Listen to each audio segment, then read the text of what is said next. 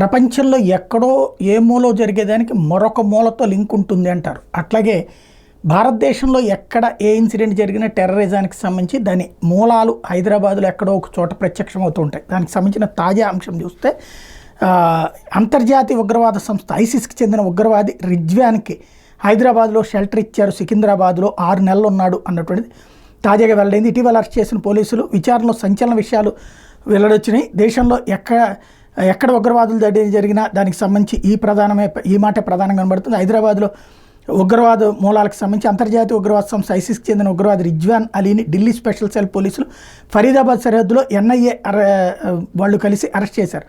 న్యాయస్థానం అనుమతితో కస్టడీలోకి తీసుకున్న పోలీసులు విచారణ చేస్తే సంచలన విషయాలు వెలుగురు వచ్చాయి. రిజ్వాన్ అలీ యువతను ఉగ్రవాదం వైపుకి మళ్లించడంలో దిట్ట. సుమారు ఏడాది కాలంగా పర్యాటన ఇతని మీద ఎన్ఐఏ 3 లక్షల రివార్డు ప్రకటించింది. రిజ్వాన్ కేరళతో పాటుగా హైదరాబాద్లో తలదాచుకున్నట్టు విచారణలో తేలింది. నగరానికి చెందిన గోరీతో రిజ్వాన్ నిత్యం సంప్రదింపులు జరిపినట్టు తేటతెల్లమైంది.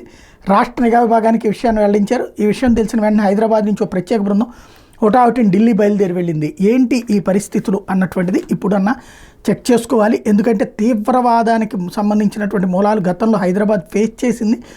2 సార్లు పెను ఉత్పాతం చోటు చేసుకున్నటువంటిది కాబట్టి కాస్త జాగ్రత్త పడాల్సినటువంటి అవసరం అయితే ఉంది.